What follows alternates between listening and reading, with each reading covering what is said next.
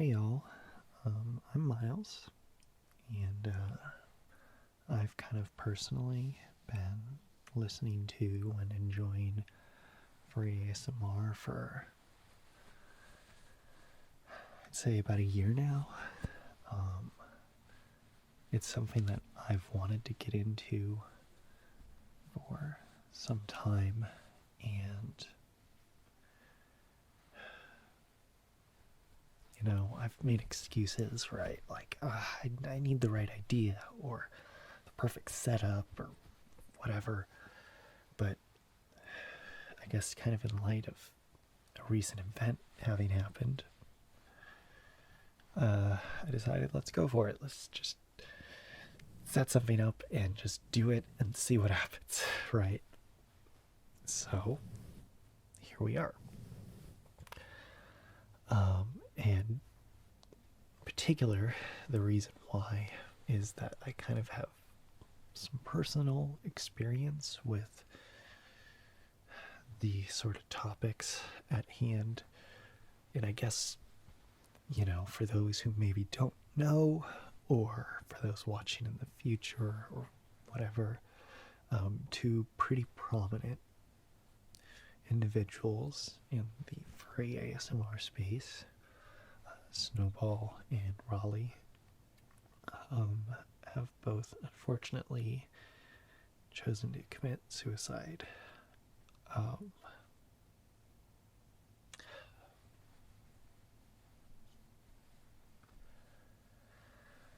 and being someone who has both lived through and survived, I guess you could say, a close family member doing that, and also being someone who has struggled with clinical depression and suicidal ideation myself, I just wanted to kind of talk about these topics, right? These subjects, in hope that maybe my own experience or what have you would maybe be useful to anyone who is struggling to deal with or work through this news, or just in general, struggling with depression. So, I guess let's start with grief.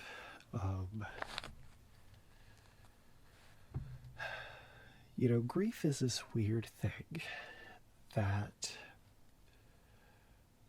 we all kind of experience. It's all something that's part of this human experience that we all are going to have in our life, right? And I'm sure most of you have probably or possibly have heard of the quote-unquote 5 stages, right? Those are denial, anger, bargaining, depression, and acceptance. But I think these 5 stages can kind of be misunderstood to a degree. And mainly because, like, this isn't necessarily a linear, progression here. That's kind of what we think, when we hear about this as an idea, but in practice, that's not really how it works. And I guess to give a little more context, so about 6.5 years ago, my would-be father-in-law committed suicide. And that was really one of the... It was really the biggest time as not just an adult, but as a person, I guess, that I experienced grief. Um,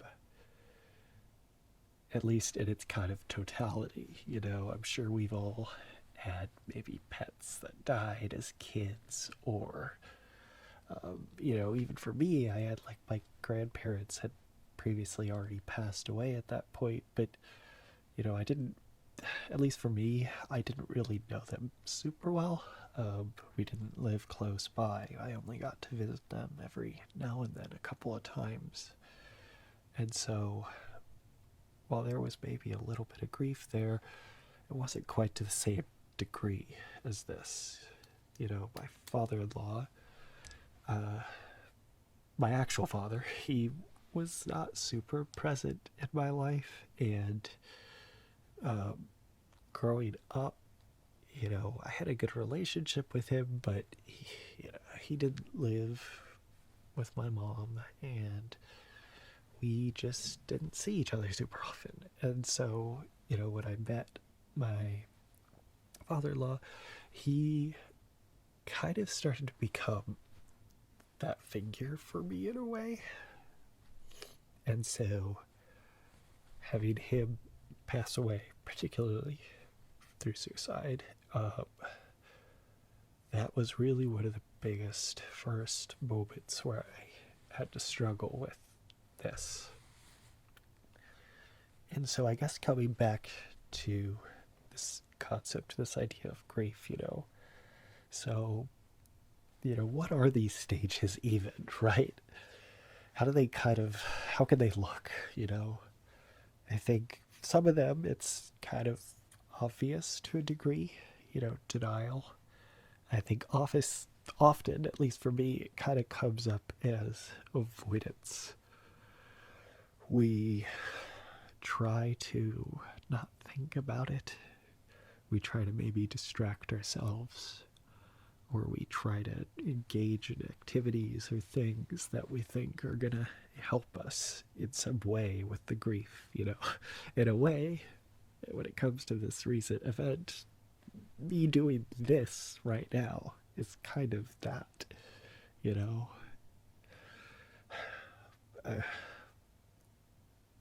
This isn't gonna make them come back, right? Like, God.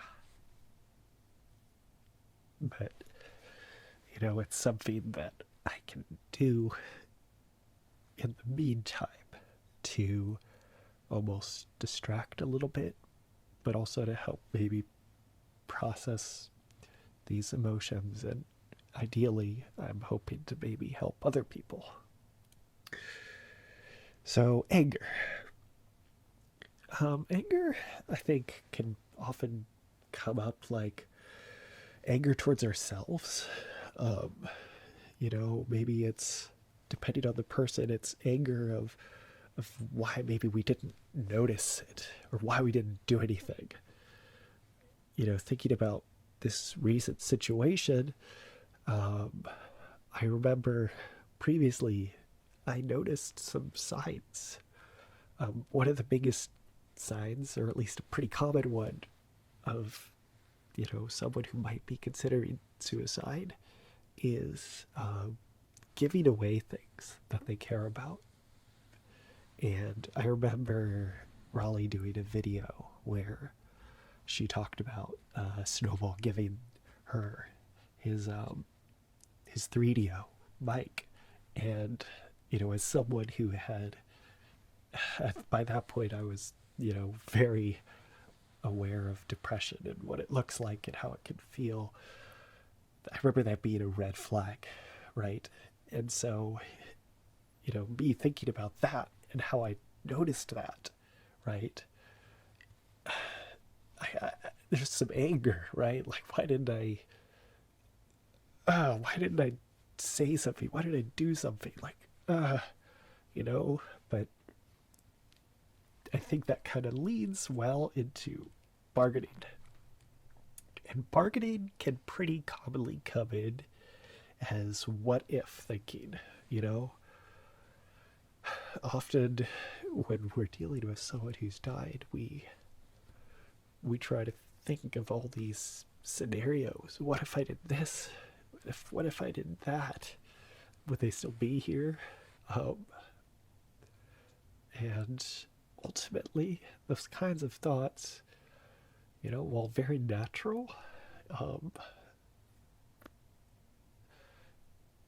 it's we're placing a lot of blame on ourselves that ultimately doesn't doesn't necessarily belong there. Everything is more clear in hindsight. And we like to think that there's something we could have done, but maybe not. And I think part of dealing with grief is coming to terms with the fact that whether there was something we could have done or not, what has happened has happened.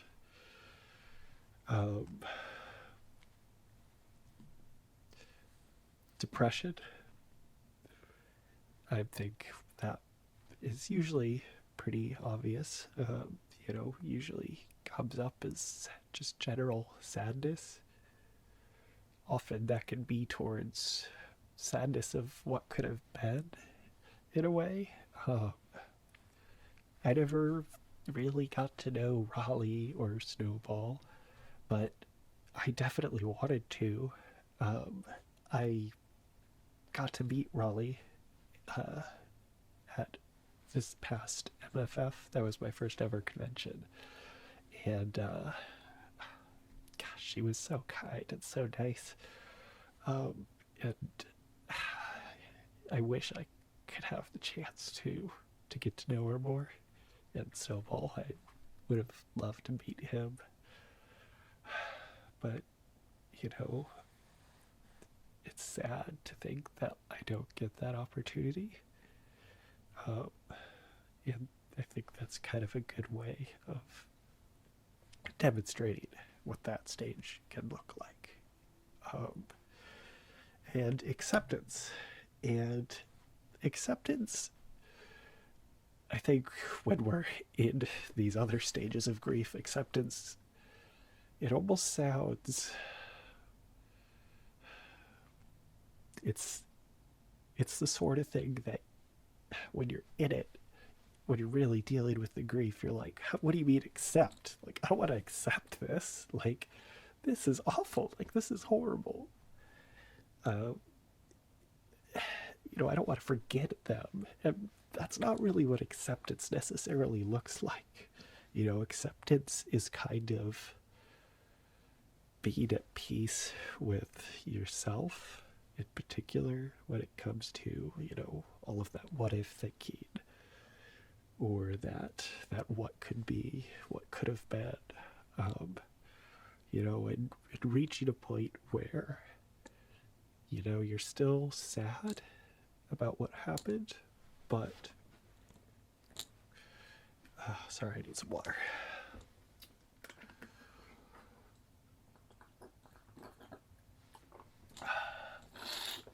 And I need to blow my nose. Oh, good thing I have tissues. ASMR, I blow my nose.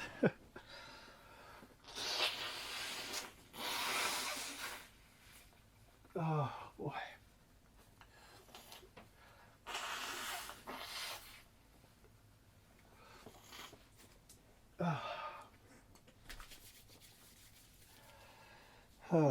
But acceptance really, it's when we finally reach this state where the pain has eased, and it's probably never fully going to be gone, but at least it's not as frequent and it's not as violent, so to speak. A really good analogy that I've kind of heard when it comes to grief and loss is that, grief and loss is kind of like, think about an ocean, right? And at the start of an event having occurred, It's kind of like just getting thrown into the ocean, right? And the waves are crashing over us, and we feel helpless and like there's nothing we can do, and you know, just like we're drowning. Um, but as time goes on, those waves begin to settle and they become a little bit less frequent, you know, and we get to a point where the water starts to somewhat clear, and those waves are still going to be there. They're going to come. For people close to us, it's probably going to be, dates or holidays that maybe were special with them, or just, in general with family. Obviously, in cases of suicide, one of those waves is the date or the time that it occurred. But eventually you reach that point where when those waves are going to hit, and you've got experience enough to be able to deal with them. And I think that is a really good analogy for what acceptance is and how that looks, in a bit of a healthy kind of way. So I guess all of that to say, grief isn't just a linear experience, right? These stages, you can experience them not only in any order, you might not even experience some of them, right? You can just kind of hop around a bit, and that's fine. That's okay. That's normal, trust me. You might find yourself bouncing back and forth between denial and bargaining, not wanting to accept it, that's what happened, but and then just constantly thinking about what you could have done. What could I have done differently? Could I have X? Could I have Y? Could I have Z? And I just want, everyone to know that these sorts of things, these are all very normal, right? This is the kind of thing that all of us are going to experience. And I think the more we talk about it, the better it is. So I guess that's kind of talking about that side of things. Flipping the switch, so to speak, a little bit of a conversation, I guess, on depression and sort of how that looks, and in particular clinical depression. I think we kind of frequently say, I feel depressed, right, when we're down, and maybe we're upset about something, but depression kind of generally and clinical depression are kind of different beasts in a way.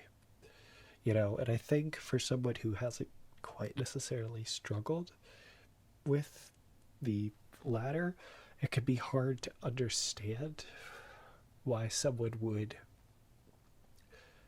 choose to commit suicide and to take their own life.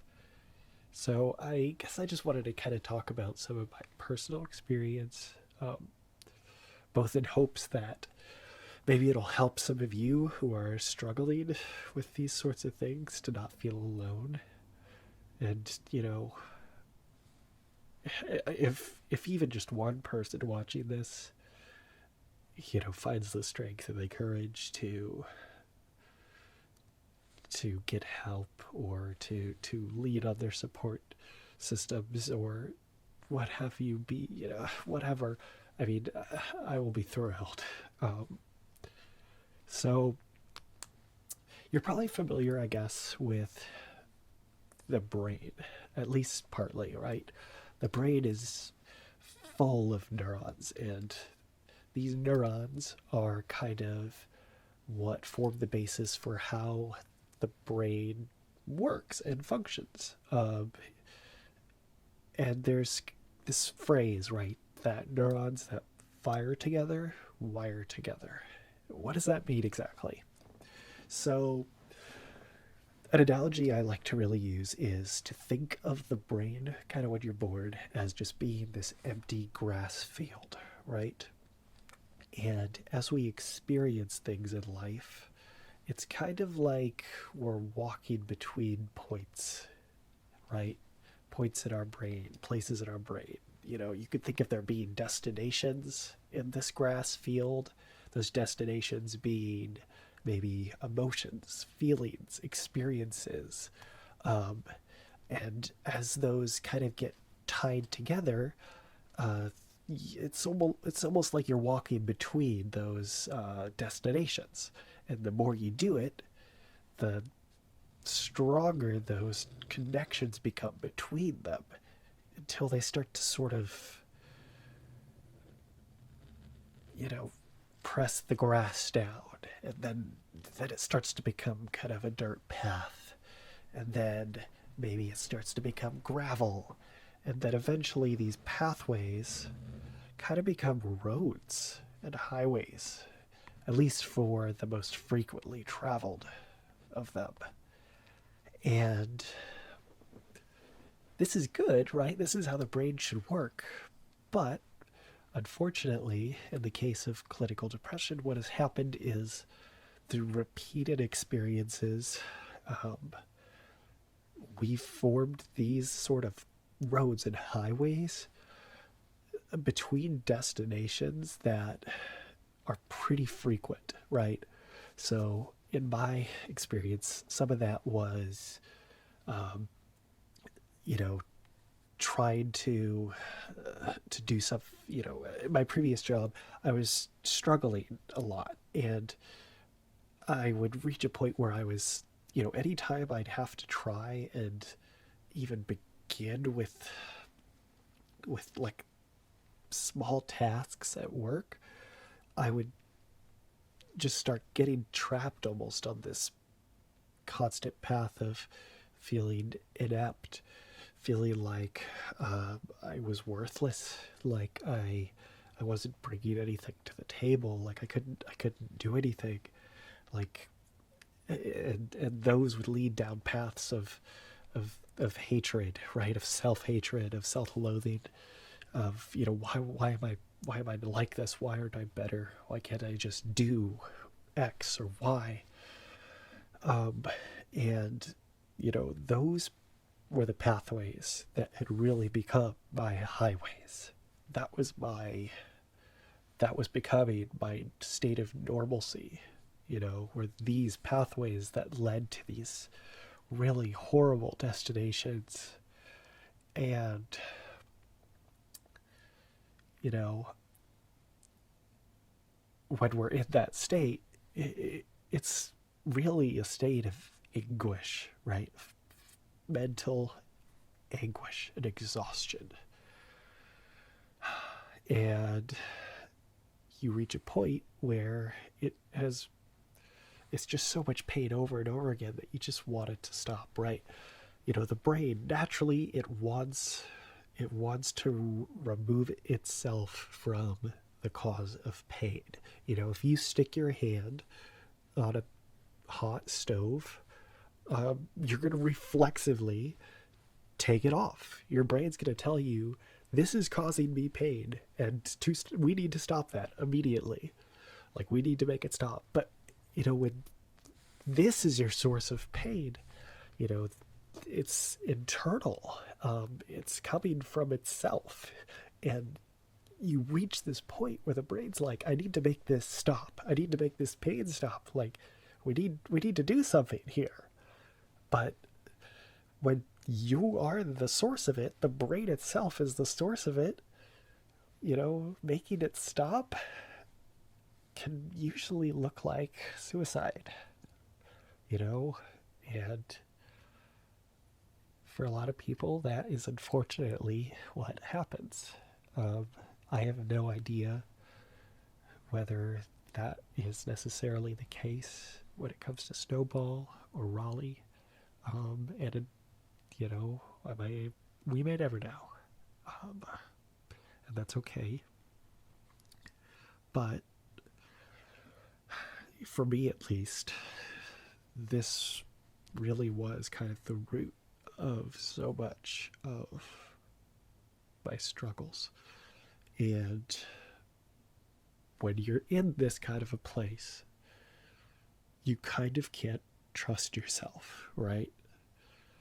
The brain becomes really good at twisting all of your thoughts into a way that's going to lead you to one of these highways, right?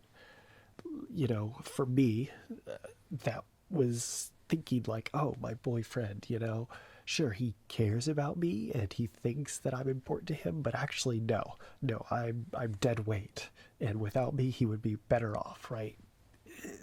It's twisted it, right? Or, for instance, part of the issues I was going through and continue to go through was chronic pain, and I remember my doctor specifically telling me, a temporary or a permanent solution isn't good for a temporary problem, right? Obviously, very well meant. But, as I kind of came to realize that not only was my chronic pain not going away and that it seemed to be permanent, but also that, all of this, right, this self-loathing, hatred, whatever, that really had been lasting long enough that it felt like it was a permanent thing. My brain took that little thing, that well-meaning phrase, and it twisted it, and it's like, okay, well, now we've got a permanent problem. Surely a permanent solution makes sense there, and that's kind of the rub, right? Your brain is almost your own worst enemy. And if you're struggling with this, first of all, you are not alone, okay? There are so many people who have these same issues. And, there are people who care about you. And it might not feel like it, or maybe it feels like you wish that they didn't, right? Like how I felt like I was actually burdening my boyfriend, and how, my existence was actually bad. It was bad to him. That was my twisted brain talking, right? That isn't necessarily reality. And for me, and I think for a lot of people, the best thing you can do is to get yourself out of your internal thoughts, right? Your internal thinking into your own highways that you've built, and reach out to those outside of you. And I know it is hard. Trust me. I mean, I was struggling with this kind of stuff for so long on my own before I finally had the strength to say something. And in a way, it wasn't even necessarily strength. You could almost consider it that I was so weak that I reached a point that I was becoming scared of myself and what I was maybe going to do. I think about when I was at my lowest, and I was sitting in front of my work laptop, and all day, all I could think about, for like 8 hours, instead of getting any work done, was just constantly traveling on these paths, right, of thinking about how worthless I was and how I wasn't being productive, and how, I was a burden on everyone around me. And, what I had to do in that scenario, I internally, if I stayed stuck with myself and my own thinking, that wasn't going to get me anywhere. What I had to do was reach outside of that, and I called my boyfriend and literally had him come pick me up and take me to his place. So I didn't have access to my own car, so I could not do anything because I was that scared. 1 second, let me blow my nose and get some water again. Oh.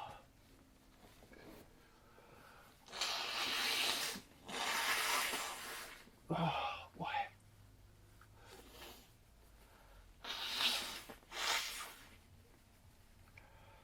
if you told me my first ASMR video was in part going to be ASMR, I blew my nose, I would not have believed you. Oh, sure wouldn't have. Can't say that would have been on my bingo card. Um,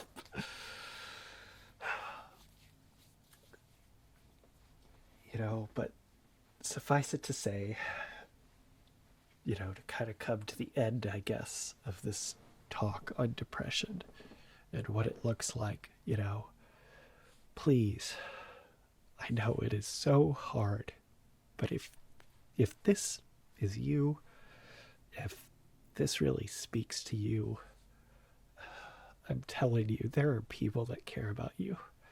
And even if you don't think it, I care about you. I do. And I'm really proud of you for making it this far. I just want you to know that. Whew. Well, that's all that. I guess kind of the last thing I sort of thought about doing in this video is, so, I mentioned briefly that, that I met Raleigh at MFF last year, and I remember, oh my gosh, seeing her from far away at first to be like, oh, is that them? And them having this yes hugs thing on and being so thrilled about that, and yeah, it's part of why I went and got one myself, right? And oh gosh, getting to hug someone that, whose content I really had enjoyed was such a great experience, and I was really looking forward to hopefully doing it again. But one of the things that she did give me was a sticker, and I'm gonna have to take the hooves off for this one, unfortunately. I have it here in my little sticker library. Let's see. There it is. And I thought, as a bit of a way of processing this grief, you might be able to tell from my background, I'm quite fond of plants. And I decided, let's make a little bit of a garden as a memorial in a way. And is it in a way of processing kind of how I'm feeling about this. So, let's see. So I did get this sticker from Raleigh. Unfortunately, I did not have a Snowball sticker on hand, so I went ahead and printed out his profile picture on some sticker paper. I figured it was apt to have them both together. Clearly, given how much they cared about each other, and also given how much I enjoyed both of their work. So let's let them be together here again. There we go. All right, so I've got some stickers here. Let's get this going. I don't know if I'm going to really have much to say during this portion, so we can go ahead and let this be mostly ASMR. I stick stickers into my sticker book. How about that? I'm sure some people will enjoy that. So here we go.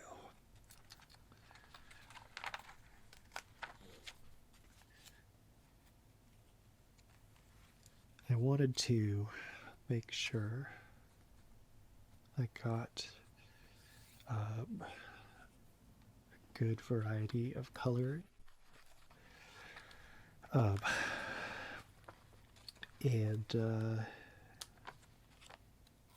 just to have some variety also here in this little garden that I'm building.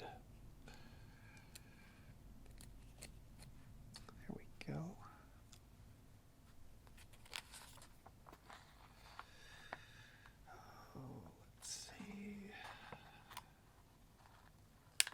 That's a nice one.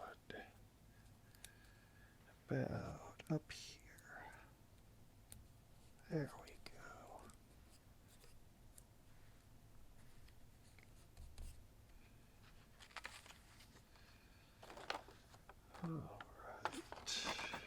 And of course, what is any good garden without foliage? So we've got some of those here.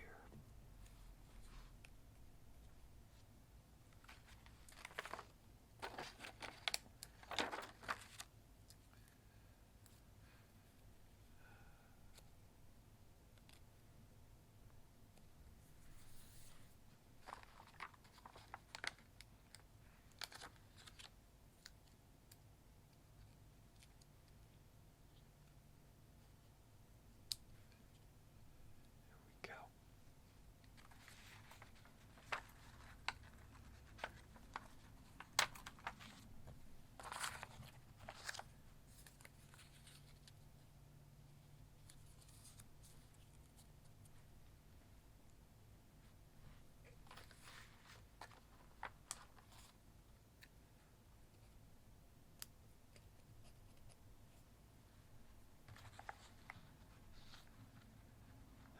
Let's see.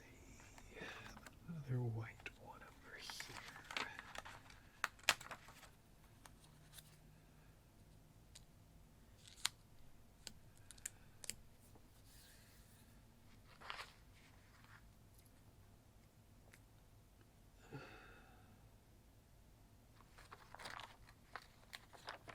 It's a nice one. I like the color on that one. It's very rich.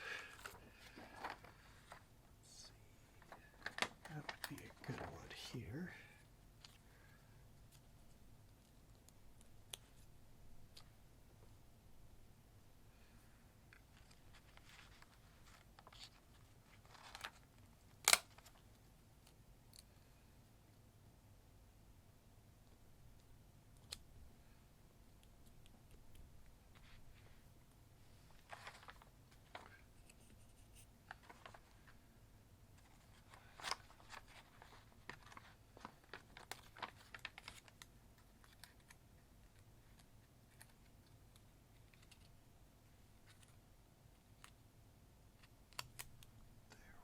Go.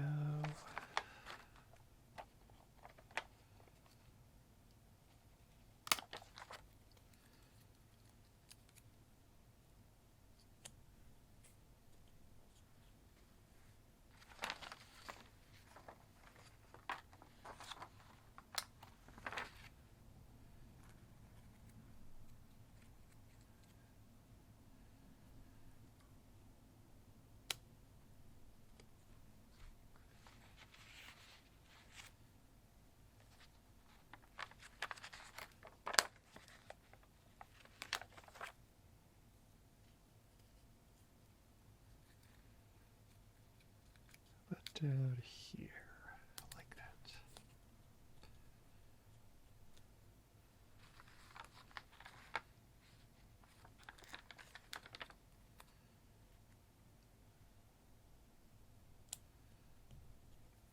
Let's see. These ones are also fun. How about some of these?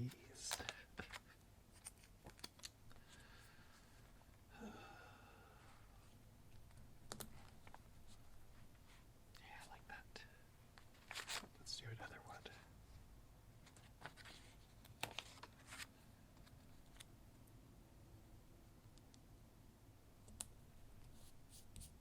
There we go.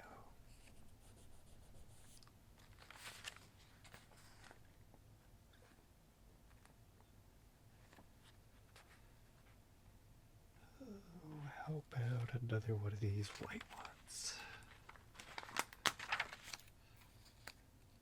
Quite enjoy how those ones look.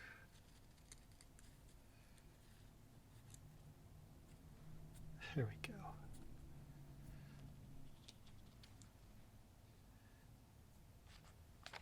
Let's do one of these again.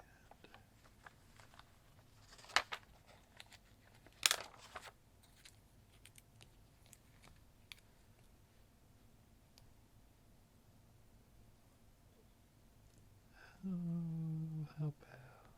Yeah, that looks good. I like that.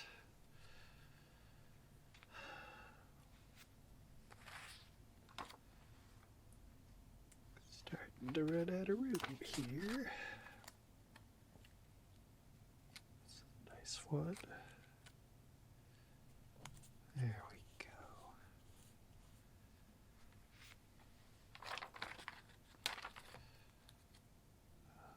Let's see.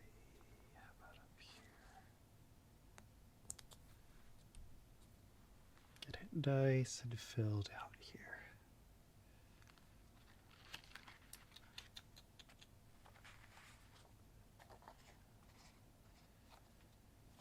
Maybe another small one up here.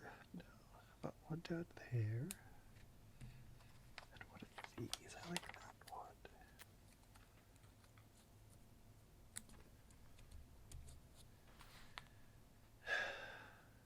I think that's pretty good. All right.